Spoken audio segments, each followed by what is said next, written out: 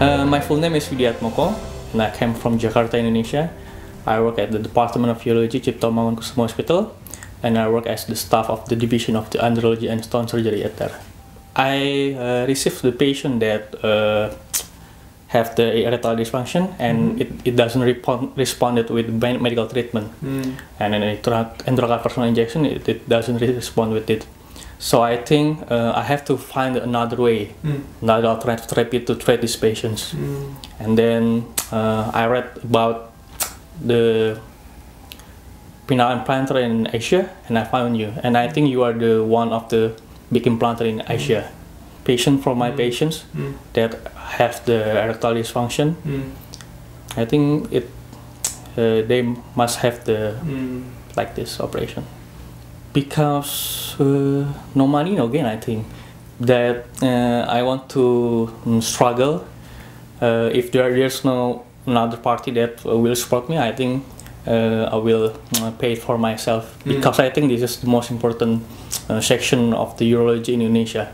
I have to do this. I searched from the Google the penile implant in Asia, and then I found you. And then I searched the PubMed, and then I already contacted some people from the PubMed authors, but they say that no people in Asia will do this operation, so many operations. So I think, and then I contacted you, and then I saw at your website that you are the biggest implanter in Asia. Yeah. So I managed to study to you.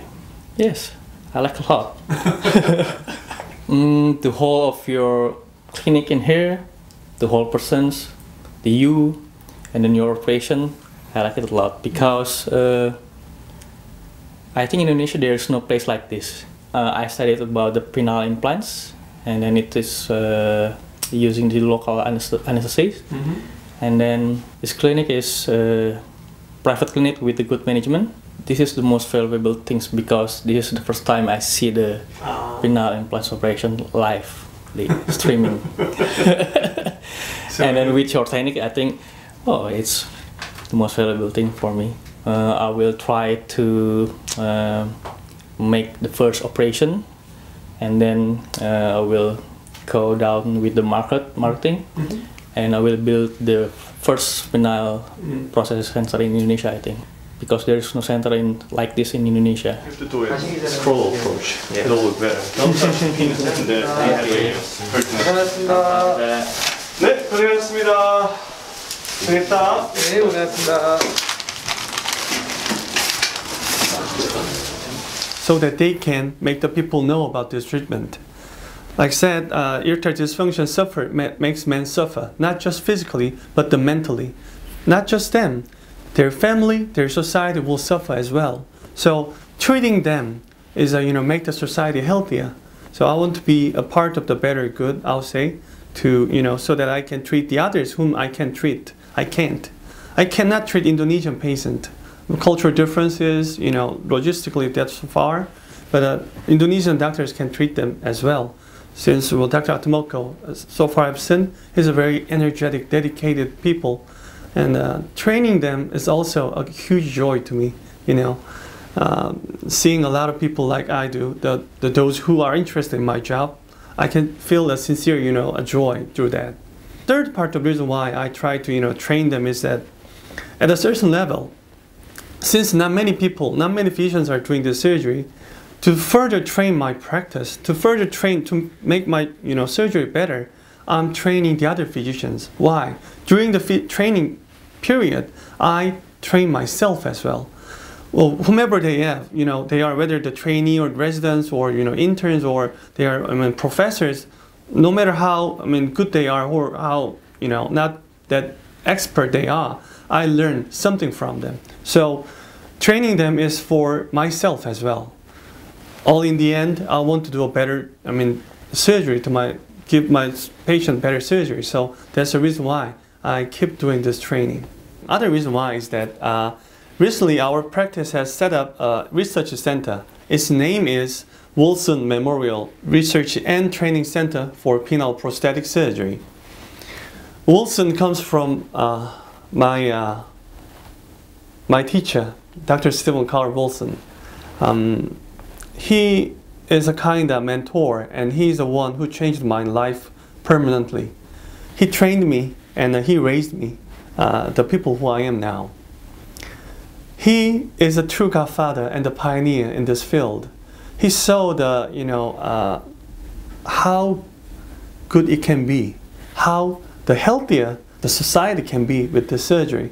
So his endless, enthusiasm toward the research and the training. He trained more than 3,000 physicians throughout his 40 years of practice, and he had tons of papers and the researches for this surgery. Unfortunately, that's not applying well in my country, because ethnically we are Asian patient, right? But we do not have that kind of data with the Asian patients. We do not have that kind of training center facility nor research center in my country. Not just my country, but not just South Korea, but the whole Asian continent. We do not have a facility like that. So I really wanted to succeed and keep doing that throughout the Asian continent as well. We need more cases. We need more experience on our patients, and we have to create our own better treatment toward the patients. And there must be something differences with ethnicity, and then we can invent or renovate the devices better for the Asian populations, or there's something different with the Asian populations, or there are many things we have to think about, or patient demographics and surgical techniques. Many things can be implemented, and many things can be researched, but it cannot be done with the surgery. It cannot be done with the research. So that's why we had decided to start the research center. At the same time, the research center's ultimate goal is a better patient care. It can be done through a training and the research and the practice itself. Altogether, ultimately, it will result in a better practice. That's why we are more into the training. Training is a part of the research as well. Why? How to train better, how to train properly is other part of the research. After all, medicine is a sharing.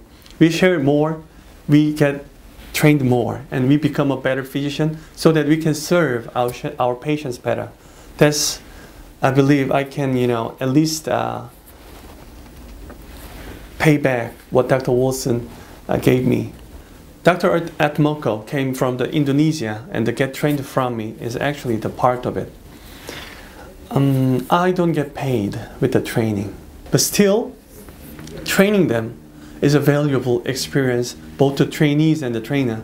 At the same time, by doing so, I can fulfill the purpose of the research center, research and training center, and then I can succeed the will of Papa Wilson. So that's why Dr. Atmoko came to us to get trained. He came to us by ourselves. There's no fund or no supporting fund, nothing else. So what I want them to learn from my training is this surgery is for the patient satisfaction. Back in the days, we physicians usually treat the disease, like a life or death, cancer, something like that. So because we were deciding patients' treatment, we kind of decide them what to do or not. But a paradigm shift is happening with the medicine as well. These days, I believe what is more important we have to look into is not just the disease, but the quality of the patient's life. My surgery, inflated penile procedure surgery, is for the patient's satisfaction of their life. So we physicians serve our patient, not deciding their treatments or their whatever they do. We do not decide it anymore.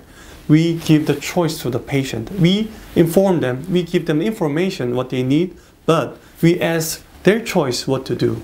So what I wish them to learn most is that we physicians are not the one who decides. We are just serving to serve the patient better. We are just there as like a servant, I'll say. We serve them. So I wish them to learn that we are the one who serves, not the served.